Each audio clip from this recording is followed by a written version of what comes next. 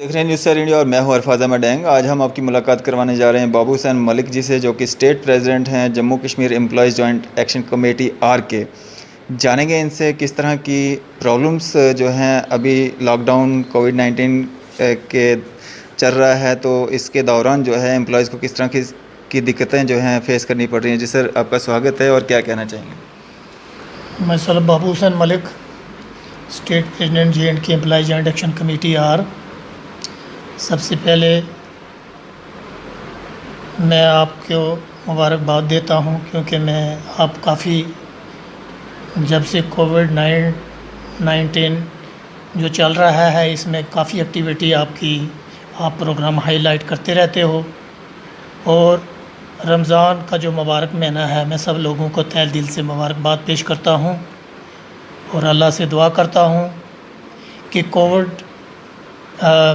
कोविड-19 जो ये पूरे वर्ल्ड में जो इस वक्त चल रहा है, मैं ये कहना चाहता हूँ कि तमाम लोगों को जो इस वक्त जो बहुत मुश्किल है पूरे वर्ल्ड में, कितने लोग जो हैं बेचारे इस दुनिया से जो चले गए हैं, मैं ये कहना चाहता हूँ कि हमें सबसे पहले जो ये बीमारी कोरोना वायरस कोविड-19 है, इसका जो हमें मुकाबला करना चाहिए। और ख़ास करके मैं अपने मुलाज़िम जम्मू कश्मीर के जो मुलाज़िम हैं उनको भी बहुत सारी जो हैं वो प्रॉब्लम आ रही हैं, और हम शाना बशाना जो मुलाज़िम जो है, जब भी कोई मुश्किल ऐसा वक्त आता है, मुलाज़िम जो है वो शाना बशाना सरकार के साथ चलता है। और हमारा मुलाज़िम इस वक्त जो है, चाहे वो हेल्थ में है, डॉक्टर हैं, नर्सेस हैं, पैरामेडिकल स्टाफ जो है, या PHE डिपार्टमेंट में एसेंशियल सर्विस हैं, वो लगातार इस पर काम दयानतदारी और ईमानदारी के साथ काम कर रहे हैं। मैं उनको भी दिल से सल्यूट करता हूं। और मैं ये कहना चाहता हूं कि मुलाज़मों के जो कुछ इशू हैं, डेली वेजर जो हैं वो भी इस वक्त जो हैं वो लगातार जो काम कर रहे हैं, चाहे वो PHE में है, PDD में है, या डिफरेंट डिपार्टमेंट में है, वर्ल्ड लाइफ में है। लेकिन मुलाज़मों को के लिए 15-15, 20 साल जो डेली वेजर 1,05,000 जो डेली वेजर जो सरकार ने लगाया हुआ है, लेकिन उनको बहुत बड़ी प्रॉब्लम आ रही है, उनकी रेगुलाइजेशन नहीं हुई। सरकार ने जो कोलिशन सरकार पहले थी, उन्होंने भी SRO 520 बनाया, लेकिन वो भी उनके साथ एक धोखा किया गया। मैं ये कहना चाहता हूँ कि आज भी बहुत सारे डेली वेजर जो हैं जिनको 6-6 महीने जो है वो सैलरी नहीं मिल रही। वर्ल्ड लाइफ के अंदर जो है वो डेली वेजर हैं 6-6 महीने। कल मुझे डेली वेजर सुबह से शाम तक मुझे कॉलें करते हैं, हमें सैलरी नहीं मिलती, हमारे बच्चे वो हैं भूखे मर रहे हैं। हम ये कहना चाहते हैं सरकार को कि उनको कम से कम जो है रेगुलर हर महीने में जो सैलरी मिलनी चाहिए, लेकिन उनको सैलरी जो है नहीं मिल रही।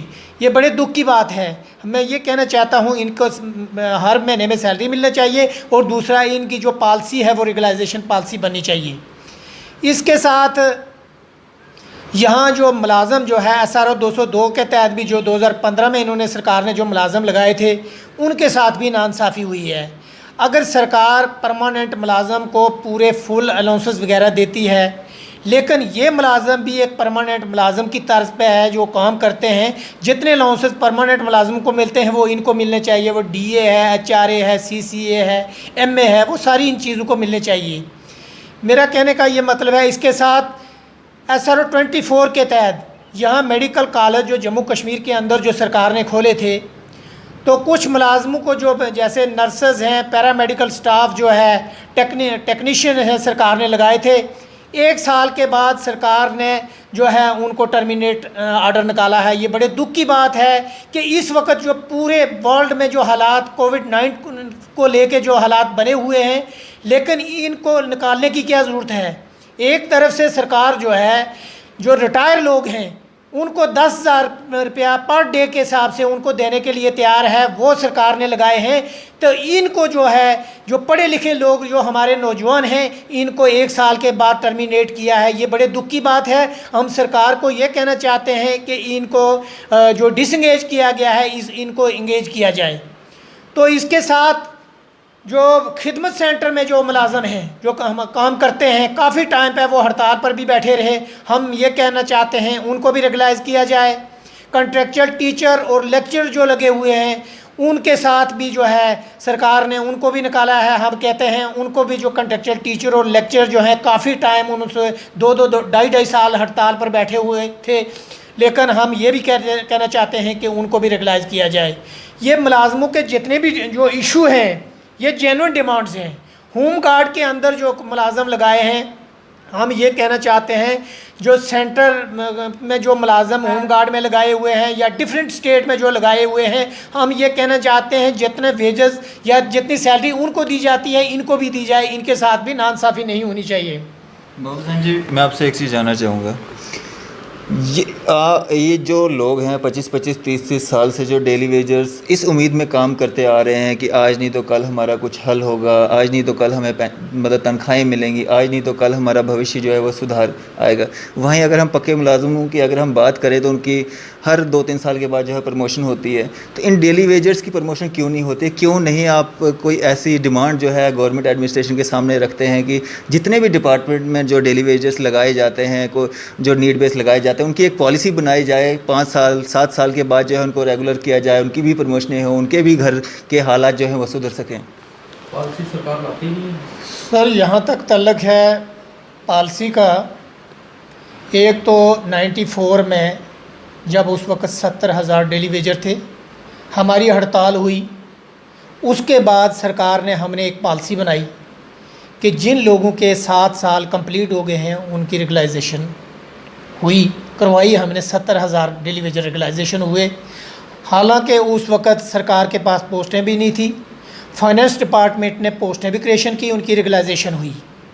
मैं ये कहना चाहता हूँ 94 के बाद जब ये डेली वेजर सरकार लगाती गई, चाहे पहले कांग्रेस की और एनसी की सरकार थी या कोलिशन पीडीपी और बीजेपी की सरकार बनी, सिर्फ इन लोगों के साथ धोखा और फ्रॉड किया गया।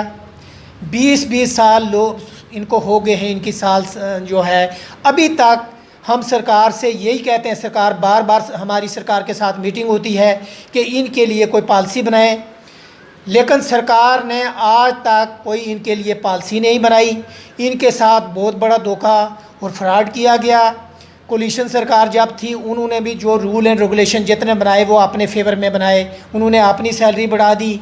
लेकिन ये डेली वेजर जो पिछले 1 लाख जो 5,000 डेली वेजर जो है, इसके साथ बहुत बड़ा खिलवाड़ किया गया है। हम ये कहना चाहते हैं कि जिस एक डेली वेजर को 20 साल हो गए हैं तो उसकी फैमिली बेचारे की क्या करती है, उसको 2-2 महीने 6-6 महीने के बाद जब सैलरी मिलेगी उसने अपनी फैमिली को कैसे चलाना है, ये बड़े दुख की बात है। हम ये कहना चाहते हैं कि सरकार को इसके लिए कोई पॉलिसी बनानी चाहिए। अगर जम्मू कश्मीर को यहाँ आपने यूटी बनाया गया है तो यहाँ मिनिमम वेजेस जो सेंटर के अंदर है वो यहाँ भी लागू होना चाहिए, लेकिन अभी तक यहाँ भी लागू वेजेस एक्ट भी नहीं लागू किया गया।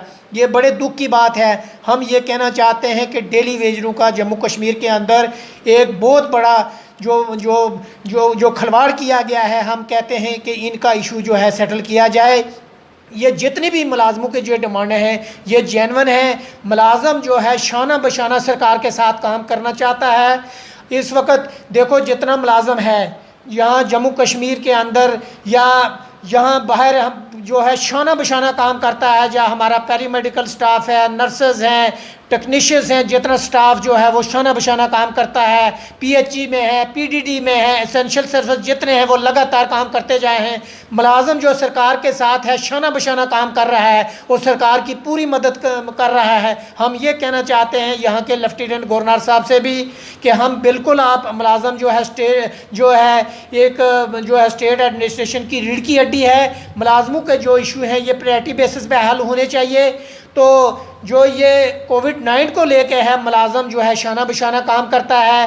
जो प्राइम मिनिस्टर साहब ने कहा है कि मुलाजम जो जितने लोग हैं जो हैं वो मुलाजम जो है वो लॉकडाउन किया है, हम बिल्कुल इसकी पालन करते हैं और लोगों को भी हम ये कन्विंस करते हैं कि आपने घर में भी बैठिए, घर में आराम करिए और लोगों को ये कन्विंस करो कि पूरे तरीके के साथ जो है सैनिटाइज़र वगैरह जो है या ये ग्लोव्स वगैरह जितने भी हैं, ये पूरा मटेरियल जो है सरकार को देना चाहिए। अभी तक जो हमारे मुलाजमों को और भी बहुत सारी प्रॉब्लम आ रही हैं, कहीं जो है सैनिटाइज़र की प्रॉब्लम आ रही है, या जहाँ कर्फ्यू पास की जो है मुलाजम जो ऑफिस में जाता है वो भी एक बहुत बड़ी प्रॉब्लम आ रही है। हम सरकार को ये कहना चाहते हैं कि जो मुलाजम जो है वो जो ऑफिस में जाता है, कम से कम उसको भी पुलिस वाले जो रास्ते में कहीं वो हरासमेंट कर रहे हैं, हम ये कहना चाहते हैं कि उनके लिए भी ये सारा इंतज़ाम, इनको इंस्ट्रक्शन जो है देनी चाहिए। मुलाजम जो है दयानतदारी और ईमानदारी के साथ काम करेगा और करता रहेगा।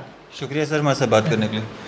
तो ये थे हमारे साथ बाबू हुसैन मलिक जी, जिनने डेली वेजर्स एम्प्लॉयज़ को जो प्रॉब्लम्स जो फेस करनी पड़ रही हैं वो चर्चा हमारे साथ की। और जिस तरह से मैं आपको बता दूं कि ये जो बेइंसाफ़ी या रूल एंड रेगुलेशंस जो बनते हैं वो आम लोगों के लिए, गरीब लोगों के लिए बनते हैं। जिस तरह से कल भी एक खबर आ रही थी, गांधीनगर जो PWD का गेस्ट हाउस है वहाँ पे आपने देखा, मीडिया में आया था, देखा होगा आपने, किस तरह से वहाँ पे जो पार्टी अभी लॉकडाउन में रूल एंड रेगुलेशंस को ताक पे रख के वहाँ पे जिस तरह से पार्टी की जा रही थी, जो बड़ी बड़ी कुर्सियों पे ब्यूरोक्रेट्स बैठे रहते हैं, उनको जो है कोई भी पूछने वाला नहीं रहता। अगर मीडिया वहाँ पे ना पहुँचती तो वो अफरा तफरी ना मचती और ना ही वहाँ पे किसी को भी ये पता लगता कि वहाँ पे कोई पार्टी भी हुई थी, किसी की रिटायरमेंट पार्टी वहाँ पे चल रही थी।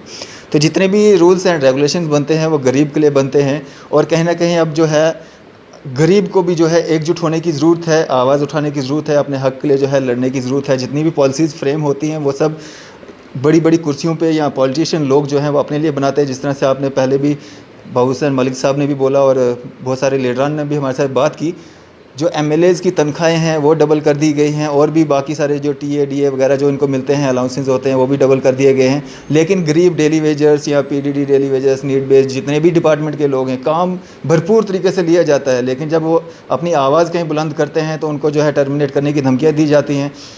काम उनसे 24 घंटे लिया जाता है, लेकिन 6-6 महीने, साल 2-2 साल उनकी तनख्वाहें नहीं दी जाती हैं। तो ये कहीं ना कहीं बेइंसाफ़ी को रोकने का काम जो है वो भी आप लोगों ने मिल के ही कदम उठाना है। मैं अरफाज अहमद डैंग, न्यूज़ है इंडिया के लिए अदीस मोहम्मद के साथ।